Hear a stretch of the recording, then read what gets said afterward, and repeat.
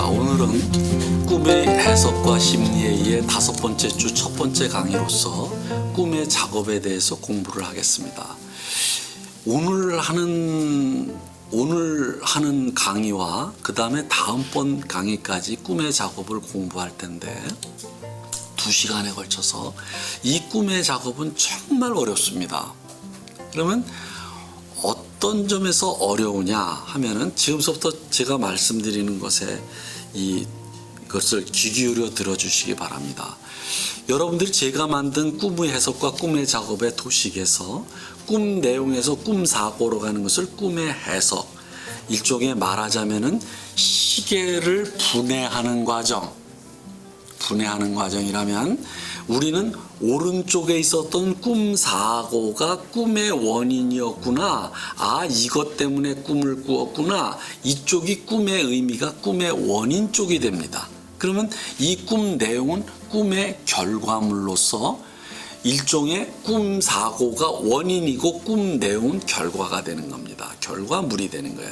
따라서 꿈의 해석 과정과 반대의 과정으로 꿈 사고에서 꿈 내용으로 가게 되고 결국은 꿈의 작업은 꿈 사고에서 꿈 내용이 만들어지는 과정. 시계로 말하면 시계의 부품이 조립되는 과정을 말을 합니다.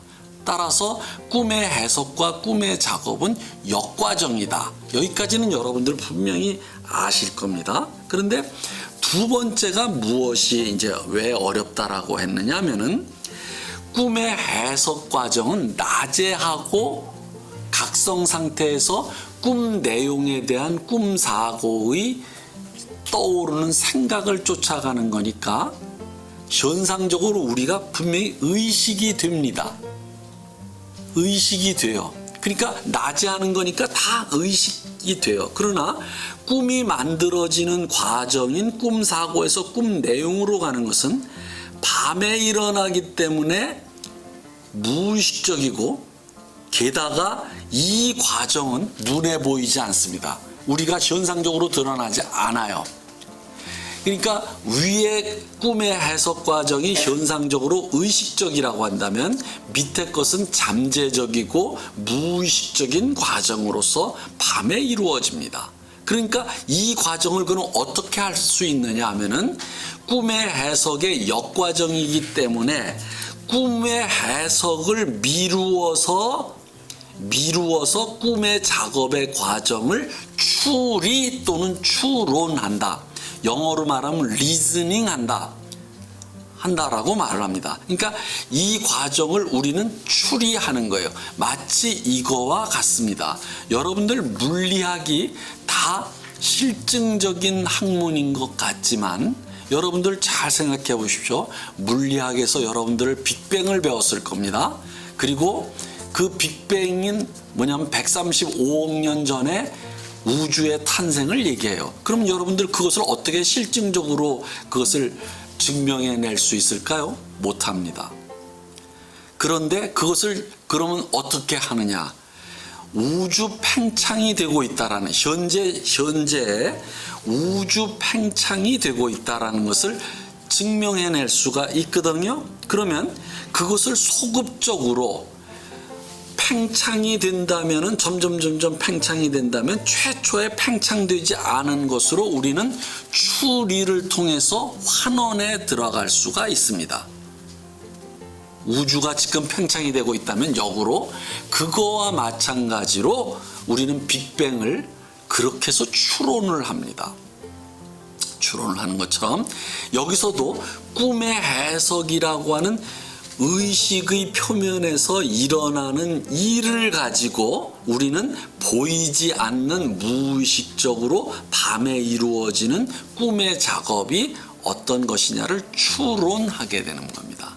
자, 요것이 이제 두 번째 이 중요한 포인트고 세 번째가 무엇이냐면 아까 지난 한 2주 전에 우리가 꿈의 생산에 세 층위가 있다 그랬어요. 그러면 생산자는 상품을 만드는데 소비자에게 유통을 시키기 위해서 상품을 만들려면 어떻게 됐어요? 꿈의 재료가 있어야 되고 그 다음에 꿈의 작업, 꿈의 기제가 있어야 되고 이 기제라고 하는 것을 영어로 말하면 메커니즘이라고 합니다. 그것은 무엇이냐? 꿈이 만들어지는 원리가 있어야 된다는 겁니다. 꿈이 만들어지는 일종의 설계 도면이 있어야 된다는 거예요. 설계 도면. 그것이 꿈의 작업이에요.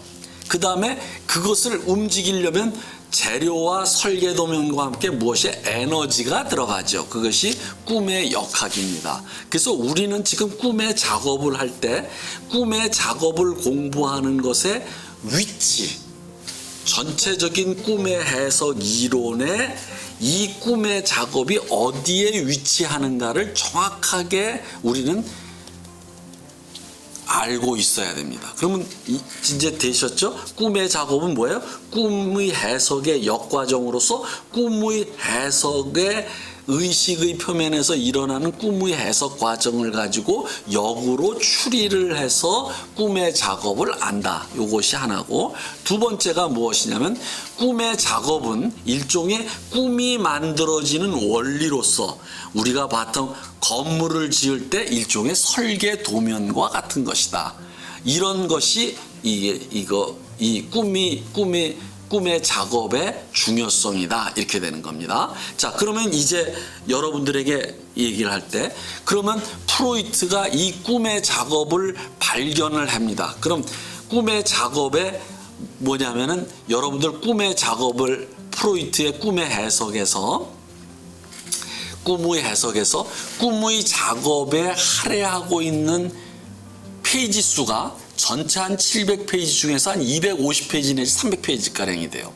그렇다면 프로이트가 얼마만큼 꿈의 작업에 꿈의 원리, 꿈이 만들어진 원리에 그렇게 자기의 혼신을 다하고 그것을 중요시했는가를 알 수가 있는 거죠. 그러니까 꿈의 작업은 다시 말해서 꿈이 만들어지는 무의식적인 원리예요. 오케이? 그 원리의 발견은 꿈의 해석의 명제의 발견만큼이나 굉장한 업적이다. 그리고 이것은 나중에 인문사회학의 인문사회가, 즉 다시 말해서 인간이 살고 생각하고 그리고 사회의 원리에 다 적용이 된다. 그러니까 이 원리는 보편적 원리다. 이렇게 얘기해. 그러니까 이것을 발견해냈을 때 프로이트는 얼마나 자랑스러워했겠습니까? 이게 인류 역사상 최초의 꿈의 원리와 그것이 이 인간 사회 생활과 인간의 정신 생활의 보편적 원리라는 점에서 이 발견은 정말 혁명적인 발견이다 하는 겁니다. 그렇지만 그만큼이나 이 꿈의 원리는 이해하기가 굉장히 어렵다라는 겁니다. 그럴 때 여러분들이 그럼 꿈의 메커니즘이라고 보통 얘기를 하는데, 기제라고 번역하는데, 그러니까 꿈의 작업은 꿈이 만들어지는 원리로서 그 원리는 대개가 4가지 메커니즘으로 이루어져 있다. 하나가 압축이라는 거다. 압축. 응축이라고 번역하는 책도 있어요. 그럼 영어의 컨덴세이션이에요. 그러나 압축이라는 번역어가 좋다. 또 하나가 두 번째의 메커니즘이 디스플레이스먼트입니다. 그럼 디스플레이스먼트라고 하는 것의 말 그대로 플레이스를, 위치를 바꾸는 거예요. 이동시키는 거예요. 그래서 이것을 위치를 바꾸다, 또는 전치, 위치 치를 바꾸다, 이렇게 번역하는 사람들이 있는데, 저는 아주 평범하게 이동이다 이렇게 그냥 번역을 하면은 모든 사람들도 다 이해할 수 있지 않나. 전위나 전치보다도 이렇게 해서 이동이라고 번역합니다. 세 번째가 형상화입니다. 그것을 영어로 figuration 또는 representability라고 얘기를 하는데, 형상화라고 하는 것은 무엇이냐면, 여러분들 간단해요. 여기서 꿈을 볼 때 영화를 보는 것 같다 그랬잖아요. 뭐예요? 영화를 보듯이 꿈속에서도 계속 형상들이 나타나잖아요. 이 형상화. 그다음에 네 번째가 2차적 가공이라고 하는데 요것은 상당한 설명을 필요로 합니다. 아무튼 이 네 가지 메커니즘으로 환원을 했고 이 중에서도 압축과 이동이 가장 중요한 메커니즘입니다. 됐습니까? 자, 그러면 이제 여러분들한테 이 압축부터 여러분들에게 이 원리를 설명을 하는데 이 메커니즘을 이것을 이해하기가 어렵다 그랬죠. 왜냐하면 추론을 통해서 무의식적인 과정을 이 사람이 추리를 통해서 발견한 것이니까 이것이 얼마나 어렵겠습니까? 이해하기에. 그러나 이것을 이해하려면 반드시 전제 조건이 있습니다. 전제 조건이 무엇이냐면 잘 봅시다. 다시 한번 갑시다. 꿈의 해석은 꿈 내용에서 꿈 사고로 푸는 과정이에요. 그죠? 꿈 사고로 푸는 과정이고 꿈의 작업은 꿈 사고에서 꿈 내용이 만들어지는 과정, 즉 조립되는 과정이에요. 됐습니까? 그러니까 우리는 꿈의 작업은 항상 어느 방향에서 가요? 꿈 사고에서 꿈 내용으로 간다. 이것을 꼭 기억하셔야 돼요.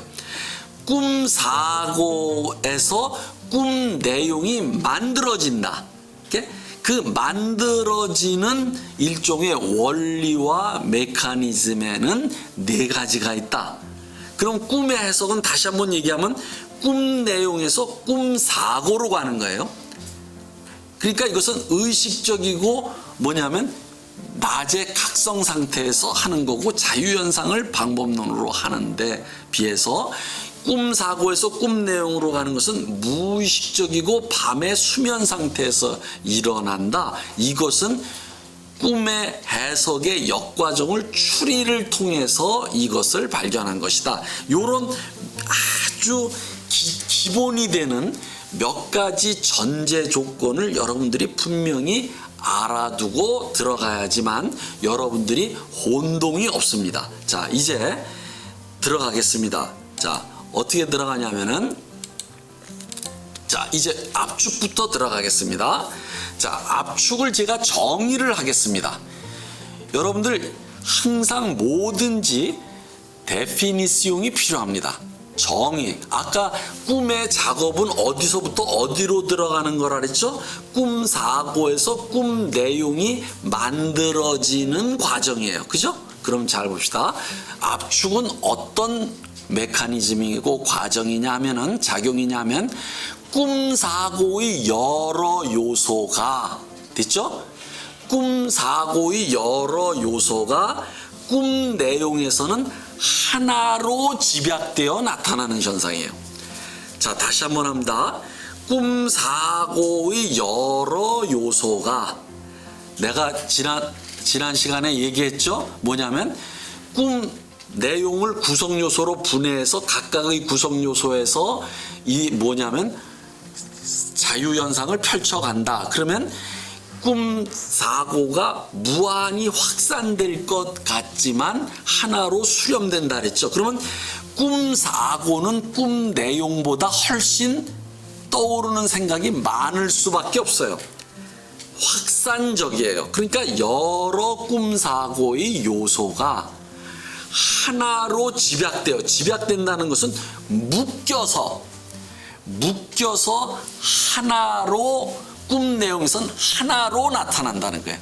여러 개가 하나로 묶여서 하나로 나타난다. 오케이? 여러 개가 하나로 이것이 압축이에요.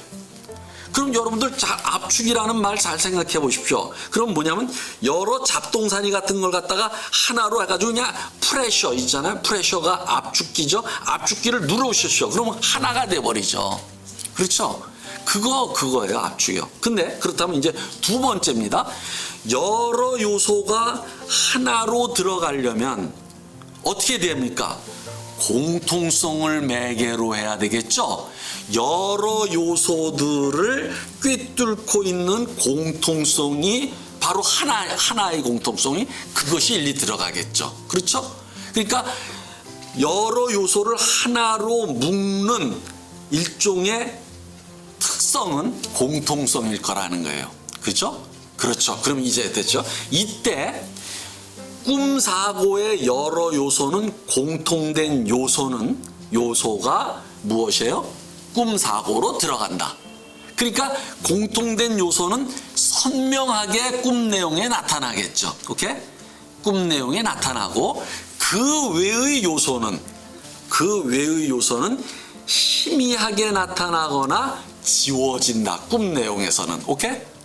됐어요? 자, 그럼 두 번째에서 중요한 것은 여러 요소가 하나로 묶이려면은 공통성을 매개로 한다. 됐죠? 따라서 그 공통성은 꿈 내용에서 하나로 선명하게 나타난다. 공통적이지 않은 꿈 사고의 요소들이 있을 거 아닙니까? 그것은 나타나지 않거나 꿈 내용에서 희미하게 나타난다. 됐죠? 요게 두 번째 공통성이라는 거예요. 세 번째. 그러면 이제 다 들어갑시다. 자, 이제 공통성이 묶이려면은 어떻게 되느냐 하면 잘 봅시다. 중층 결정이라는 게 있어요. 어떤 사람은 이것을 다원 결정이라고 이제 정의를 합니다. 중층 결정 또는 다원 결정이라고 번역하는데 저는 중층 결정이라고 번역해요. 그러면 압축을 이렇게 비유를 할 수 있어요. 여러분들 자 봅시다. 여러 끈이 있어요. 꿈사고의 여러 요소를 여러 끈에 비유해 봅시다. 그러면 여러 끈이 어떻게 됩니까? 하나로 들어가려면 매듭이 들어져야 돼. 매듭이 맺어져야 돼. 그러니까 그 공통된 요소는 일종의 여러 요소의 매듭과 같은 거예요. 매듭. 그러니까 매듭이라고 하는 것은 여러 끈이 하나로 묶이는 장소예요. 하나로 묶이는 장소예요. 그러면 그 매듭 이외의 다 끈은 다른 데로 퍼져나갑니다. 그러니까 매듭. 요것을 다원 결정이라고 그래요. 다원 결정. 즉 뭐냐면은 잘 봅시다.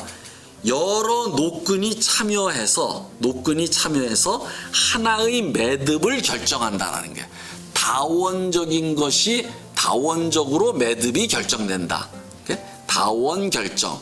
그런데 이 다원 결정을 요번엔 다른 쪽으로 얘기를 하면은 여러분들이 중첩이라는 게 있습니다. 중첩. 그러니까 다원 결정, 중첩. 요게 다 압축을 특징 짓는 용어들이에요. 중첩. 그럼 중첩은 이런 거예요. 자, 여러분들 봅시다. 다음번. 여러분들 이 사진이 있어요. 사진이 여러분들 이런 거 뭐 이 사진 기법이 이런 것을 골턴이라고 하는 사람이 처음 만들었는데 골턴이라는 사람은 19세기에 식물학자인가 그랬어요. 근데 이 사람이 어떤 거냐면은 여러분들 이 당시에 19세기 초반부에 다게르라는 사람에 의해서 사진이 만들어졌어요. 근데 이 사람이 사진을 어디에다가 적용을 하느냐면 가계 도를 만들 때 사정을 한 거예요. 어떻게 하냐면 아버지, 형제 있잖아요. 증조 할아버지, 할아버지까지 이것을 사진을 찍어요. 사진을 찍어서 증조 할아버지, 할아버지, 아버지, 나 그리고 형제들 이 사진에 필름이 있을 거 아닙니까? 필름을 인화할 때 뭐냐면 이것을 중첩시켜요. 중첩시킨 다음에 인화지를 밑에다 깔고 위에서 빛을 비춰서 인화지 여러분들이 사진 있지 않습니까? 사진 인화지에는 하나의 증명사진만 나타나요. 그것이 여러분들 이 사진입니다. 이 사진. 이게 골턴이라는 사람이 만든 기법이에요. 그럼 여러분들 오른쪽 사진을 잘 보십시오. 이게 여러 가족의 형제, 아버지, 할아버지 사진까지를 여러 증명사진을 중첩시켜요. 이렇게 중첩, 이렇게 층을 같이 겹친다. 겹쳐서 위에서 빛을 쏘이니까 공통된 부분이 나타나면서 나머지 부분들은 떨리죠. 마치 여러분들 사진이 이렇게 찍을 때 초점이 틀린 것처럼 떨려요. 그러면서 희미해져요. 이 가장자리로 갈수록. 그러나 이 집안의 어떤 유전적인 혈통의 이미지는 이런 것이다라는 게 대충은 알 수 있어요. 그렇죠? 입 모양은 대충 어떻고, 코 모양, 눈 모양은 대충 어떻고, 어떤 성격의 이게 나옵니다. 됐어요? 이건 유전적으로 이렇게 공통성으로 나타나는 거예요. 그래서 이것이 골턴 기법과 같이 여러 필름을 중첩시켜서 위에서 하나의 빛을 쏘여서 인화하게 되면 공통적인 부분은 선명하게 나타나고 나머지들은 흐릿하면서 떨린다. 그러면서 이러한 사진 인화 기법을 이용해서 한 집안의 닮은 꼴, 어느 부분이 유전적으로 가장 공통적으로 닮아서 계속 내려가는가를 우리는 알 수 있어요. 여러분들도 한번 해보십시오. 해보면은 할아버지 할머니는 예외입니다. 할아버지, 아버지, 나 형제들이 쫙 어떤 게 나옵니다. 그러면 그것이 나의 유전입니다. 그래서 이것을 중첩법이라고 하는데, 그래서 저는 다원 결정을 중층 결정이라고 번역을 하는 겁니다. 여러 개가 동시에 참여해서 매듭을 만든다는 것보다는 중첩해서 공통성을 골턴 기법처럼 명확하게 나타나게 하는 기법이다. 그러니까 여기서 공통적인 것은 꿈에 선명하게 나타나는 부분입니다. 됐죠? 자, 이제 이러한 압축작용을 발견을 해내요. 그런데 이 압축작용이 어느 정도로 대단한 센세이션을 일으켰느냐 하면은, 여러분들 초현실주의 회화와 초현실주의 그림, 그 다음에 뭐예요? 그 다음에 조각, 예술의 엄청난 예술 창작 방법론으로 이것이 일종의 원용이 됩니다. 프로이트는 이것을 1900년에 꿈의 해석에서 이 기법을 일종의 메커니즘을 발견을 했는데, 이것이 일파만파 퍼져나가면서 어디에 적용이 됐냐면 조각, 회화, 그 다음에 무엇이에요? 영화는 말로 할 거예요. 영화는 전부, 아까 지난 시간에 우리가 마스크를 했지만 영화는 전부 뭐예요? 꿈에서 나온 거예요. 꿈의 기법이 우리가 하루에도 5-6번을 영화를 본다가 아니라 사실은 영화를 보면서 우리는 꿈을 보고 있는 겁니다. 꿈이 만들어지는 메커니즘을 밖으로 꺼낸 것이 영화예요. 그러니까 영화가 먼저가 아니에요. 꿈이 먼저지. 그렇죠? 그거와 마찬가지로 일파만파로 모든 예술의 원용이 되면서 퍼져나갑니다. 그 중에 하나만을 제가 여러분들에게 얘기해요. 세자르라는 조각가가 있습니다. 이 사람은 프랑스의 아주 위대한 조각가입니다. 현대 조각가인데, 세자르는 1998년도에 죽었어요. 근데 이 사람이 이런 작업을 해요. 여러분들 보이십니까? 왼쪽 작업, 그리고 오른쪽 작업, 이런 건데, 이거 우리나라에도 이거 한 점이 있습니다. 뭐냐면 삼성미술관, 지금 리움이라고 그러죠. 리움에서 이 한 점을 얼마를 줬다 그러더라. 엄청난 돈을 주고 삽니다. 그러면 이 작업을 어떻게 했느냐? 여러분들, 내가 분명히 얘기했죠. 압축 작업이라고 하는 것은 꿈 사고의 여러 요소가 공통성을 매개로 하나로 압착되어서 무엇이에요? 꿈 내용으로 들어가는 것이 압축작용이라 그랬단 말이죠. 그러면 이 사람은 그것을, 여러분들 나무로 거푸집을 만들어요. 사각형으로, 직사각형이 아니라 이게 뭐죠? 그 통으로, 직사각 통으로, 오케이? 육면체로 만듭니다. 만든 다음에 거기다가 폐차 있지 않습니까? 폐차를 그냥 넣어요. 막 넣고서 그 다음에 프레스로 위에서부터 그걸 프레스를 엄청나게 눌러버린 겁니다. 누르고 그 다음에 뭐예요? 이 거푸집을 떼내요. 그럼 바로 요것이 되는 거예요. 요거 왼쪽이. 여러분들 이 작업을 여러분들도 한번 해보십시오. 이거 재밌어요. 이건 누구나 할 수 있어요. 근데 이러한 압축작용을 예술을 조각에 처음으로 활용하고 적용한 것이 세자르라는 거죠. 그러니까 이런 것이 창의적인 거예요. 이게 이런 작업이에요. 그러면 이런 것이 꼭 세자르에게만 있었느냐 하면 그게 아니다라는 거예요. 우리나라의 동양의 말이죠. 아주 기괴하게 생긴 거 있지 않습니까? 상상적인 동물이 굉장히 많습니다. 그 중에 대표적인 게 용이에요. 그러면 여러분들 용이라는 것이 용이라는 상상적 동물을 만든 그런 창안해낸 사람은 창의력과 창조력이 대단하다. 그게 아닙니다. 이것도 압축작용이에요. 압축작용. 그럼 어떻게 될 수 있냐면 자 봅시다. 여러 요소가 하나로 묶여서 꿈 내용으로 들어가는 게 압축작용이라 그랬죠? 그러면 여러분들 용을 봅시다. 용을 구성하고 있는 이 모든 몸의 부위의 요소들은 전부가 무엇이냐면은 우리가 일상에서 볼 수 있는 겁니다. 가령 예를 들어서 무엇이에요? 비늘로 되어 있어요. 비늘. 그런 잉어의 비늘이에요. 가령 여기 봅시다. 뿔이 있어요. 이건 사슴뿔이에요. 이거 여러분들 이러한 상상적 동물들을 기록한 경전이 있습니다. 중국에 산해경이라고 있어요. 이 산해경에 다 나옵니다. 산해경에. 그러면 여러분들 잘 봅시다. 잉어의 비늘이죠. 그 다음에 이게 뭐예요? 이것은 뭐예요? 이게 호랑이에요. 호랑이의 발이에요. 그 다음에 발톱은 뭐냐면 독수리의 발톱이에요. 자, 이런 식으로 눈은 토끼 눈이고 코는 돼지 코고 여기 딱 나왔습니다. 낙타의 머리를 갖고 있고 소의 귀를 갖고 있고 뱀의 목을 갖고 있고 아시겠습니까? 이렇습니다.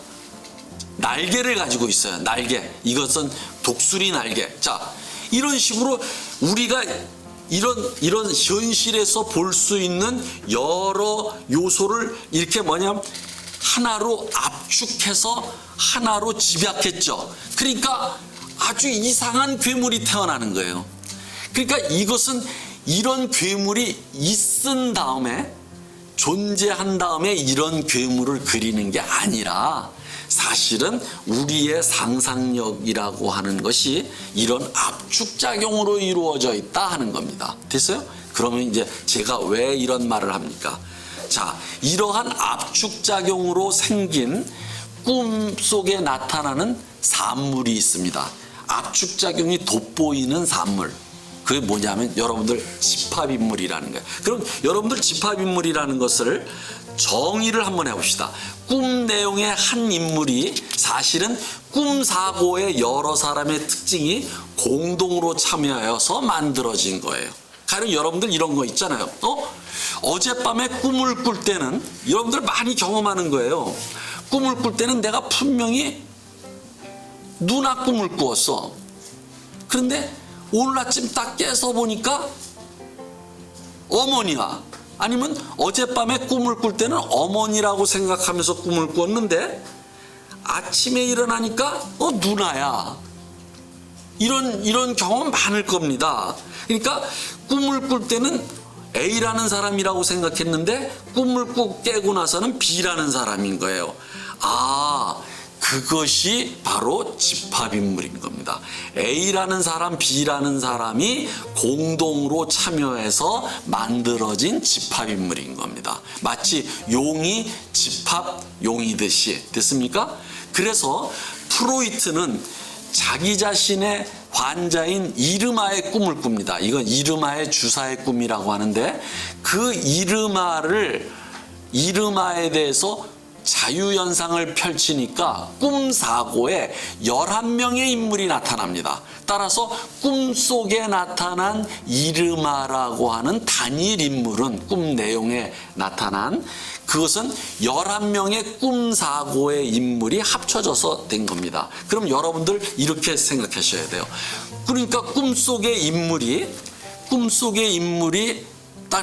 꿈속에 꿈을 꿀 때 A라는 사람이었어요. 그러면 A라는 사람이랑 일치한다라고 생각하면은 동일 인물이다라고 생각하면 여러분들은 저에게 점수를 잘 못 받을 겁니다. 모든 꿈속의 인물은 반드시 집합인물입니다. 따라서 어떻게 되느냐 하면 어떤 사람이 꿈속에 나타났어요. 그러면 그 사람조차도 구성 요소로 분해해야 됩니다. 머리카락의 스타일, 코, 안경을 썼느냐 안 썼느냐, 귀는 뭐냐, 입, 이렇게 돼. 목소리. 그러면 여러분들 구성 요소로 나누지 않습니까? 그럼 꿈속에 나타난 어떤 인물을 구성 요소로 나누어서 무엇이냐면 자유연상을 펼치니까 이거 잘 생각하십시오. 꿈속에 똥도 구성 요소로 나누듯이 꿈 내용에 나타난 하나의 인물도 구성 요소로 나타나야 돼요. 나눠야 돼요. 머리 스타일은 내 선생님의 내 음악 여선생인데 이렇게 돼요. 그러니까 꿈속에는 누가 나타났는지 모르지만 꿈속의 인물의 그 머리 스타일은 자기 학교의 여선생. 그 다음에 꿈속에 나타난 인물은 A라는 인물은 원래에서는 안경을 안 썼는데 꿈에서는 안경을 쓴 걸로 나타났어요. 그럼 그 안경이라는 요소는 또 누구? 이런 식으로 나옵니다. 남자일 수도 있고 이런 식으로 많은 꿈사고에 많은 사람들이 나타납니다. 그러면 여기서 이제 우리가 분명하게 말씀드리겠습니다. 여러분들 이제부터 저한테 배웠어요. 그러면 이렇게 생각해야 됩니다. 꿈을 꾸면서 꿈속에 나타난 인물을 A라고 생각하면서 꾸었을 때 그 꿈속에 나타난 인물 A는 현실에도 존재한다면 그 사람은 1대1 대응하지 않습니다. 꿈속에 나타난 인물은 여러 구성 요소로 분해해야 되고 반드시 머리 스타일, 눈매, 귀, 목소리, 옷 다 분해해야 됩니다. 그러면 각각에 대해서 떠오르는 생각을 추적해 보면은 반드시 꿈 내용의 한 인물은 꿈 사고에서는 여러 인물로 나타나면서 퍼져나갑니다. 이것이 곧 집합인물의 특색입니다. 됐죠? 집합인물입니다. 그러니까 여러분들 그래서 제가 꿈속에서는 남편이라고 생각했는데 깨어나서 생각해 보니까 수염은 아버지고 머리 스타일은 직장 동료이고 등등등등 안경은 선생님이었고 옛날 선생님이었고 이렇게 됩니다. 안경. 그러니까 이게 기억으로 가는 겁니다. 이렇게. 그래서 결국은 흩어지느냐 여기서도 다 같이 저기가 됩니다. 그런 다음에 두 번째 프로이트는 이 얘기를 했습니다. 무슨 얘기를 했냐면 두 번째 여러분들 이런 거 경험을 하셨나 모르겠는데요. 꿈속에서 어떤 단어가 나타났어요. 어떤 말을 했는데 현실에서는 쓰지 않는 말이에요. 그러니까 현실에 사전에 없는 말입니다. 이런 것들을 우리는 조어라고 합니다. 꿈속에서도 말을 만듭니다. 근데 꿈속에서 만들어진 말은 아까 용이 그렇게 여러 요소가 합쳐져서 만들어지듯이 꿈속에서 만들어지는 말은 여러 단어가 합쳐져서 만든 겁니다. 다른 말로 한다면 꿈속의 집합인물이 여러 인물이 하나의 인물로 합쳐졌듯이 꿈속의 어떤 새로운 말도 신어도 여러 단어가 합쳐져서 만든 겁니다. 따라서 이런 것을 뭐라 그러냐? 합성 언어라고 합니다. 이 합성 언어는 집합 인물과 함께 압축작용의 가장 대표적인 산물이에요. 가장 대표적인 산물이에요. 그러니까 여기서도 구성 요소로 분해해야 됩니다. 자, 그러면 여러분들 이제 봅시다. 여기서 이 합성 언어에 두 가지 예가 있습니다. 두 가지 예가 하나가 파밀리오네르, 또 하나는 노레크달입니다. 노레크달. 자, 파밀리오. 근데 이것은 무엇이냐면은 이게 프로이트의 책에 나오는 거예요. 이게 뭐냐면 히르수 히아킨트라는 유쾌한 인물이 이제 기차를 타고 가다가 하이네라고 하는 독일의 작가를 만납니다. 근데 이 독일의 작가 하이네가 히아킨트로부터 어떤 얘기를 듣습니다. 그 이야기를 들은 것을 하이네가 자기의 소설에다가 쓴 거예요. 쓴 내용이에요. 근데 히아킨트가 그 어떤 얘기를 하냐면 자기가 지금 누구를 만나고 오느냐 하면은 로칠트라고 하는 아주 자기 친척 중에 부자가 있대요. 그 부자를 만나고 오는데 그에게 아주 융숭한 대접을 받고 왔다. 이렇게 하는 겁니다. 융숭한 대접을 아주 받고 왔다라고 하면서 융숭하게라는 그러한 단어를 아주 새로운 단어로 만드는 겁니다. 합성 언어. 파밀리오네르하게. 파밀리오네르. 근데 파밀리오네르라는 말은 독일어에 없었던 겁니다. 근데 이 이야기를 듣고서 하이네가 엄청나게 웃었다라는 글이 하이네의 작품 속에 있습니다. 그러면 이 에피소드를 프로이트가 일종의 해석을 합니다. 그러면 파밀리오네르라는 게 요 맨 밑에 있습니다. 파밀리오네르, 맨 밑에 있는 세 번째 줄에 있는 게 요게 신어예요. 그런데 이것은 무엇이냐면은 이 사람은 이렇게 되는 거예요. 그 나의 먼 친척인 그 거부가 나를 친숙하게 대해줬다.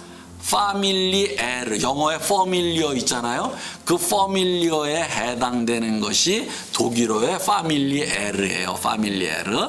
근데 친숙하게 대해줬다. 이 말을 하려다가 이 말 대신에 파밀리에르 대신에 파밀리오네르라고 말한 거예요. 그러면 이것은 무엇을 숨기고 있느냐? 파밀리오네르에는 여러분들 밀리오네르 있지 않습니까? 밀리오네르. 이것이 영어의 밀리오네르인가? 그 백만장자라는 뜻의 영어에 해당됩니다. 그것이 독일어로 밀리오네르예요. 밀리오네르. 근데 밀리오네르와 파밀리에르가 공통성이 있어요. 무엇이에요? 에르가 공통이에요. 파와 오는 공통적이지 않죠. 이것이 합성되는 겁니다. 공통성을 매개로 밀리라는 음소와 에르라는 음소를 매개로 두 단어가 합쳐지는 거예요. 그러니까 백만장자가 자기를 친숙하게 대해줬다. 이렇게 친숙하게 대해줬다. 그런 단어가 되는 거예요. 그러면 단순하게 그런 뜻이냐? 이제 프로이트와 하이네는 그것에 동의하지 않습니다. 왜 동의하지 않느냐면 이 사람은 실제로 누구에게요?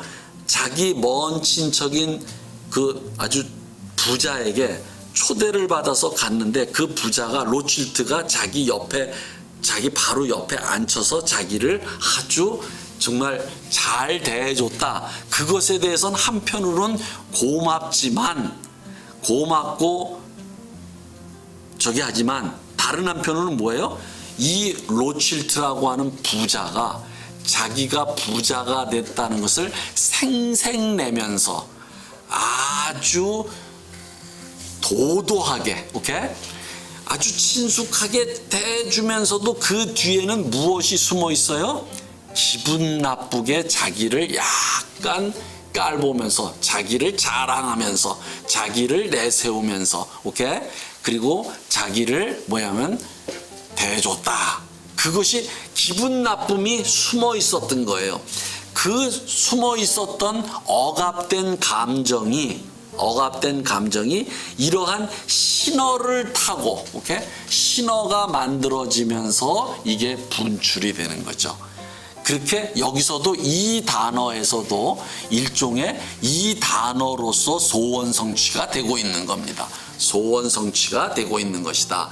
그래서 이것은 그야말로 파밀리 에르, 친숙한, 밀리오네르, 백만장자, 친숙한 백만장자라는 뜻으로 신어가 만들어진 것이 아니라는 것이죠. 파밀리오네르는 다시 말해서 두 서로 상충된 감정, 친숙하게 느껴지는 감정과 또 다른 하나는 기분 나쁜 거. 이 친구가 나를 대대하게, 뭐냐면 아주 거만하게, 약간 아래로 보면서 도도하게 이렇게 대해줘서 기분 나쁜 감정이 서로 충돌하면서 타협의 산물로, 오케이? 여러분들 지난 시간에 꿈은 소원 성취다 할 때 서로 대립하는 두 개의 소원이 타협의 방향으로 나타난 게 꿈이라 그랬죠? 합성 언어도 마찬가지입니다.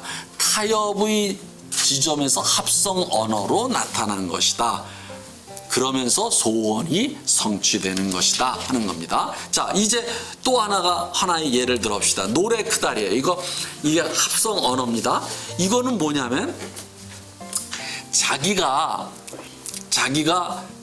프로이트의 꿈입니다. 근데 프로이트의 꿈인데 이 프로이트가 친하게 지내던 어떤 비평가가 있어요. 근데 그 비평가가 자기가 쓴 비평문을 프로이트에게 항상 보내줬어요. 그런데 그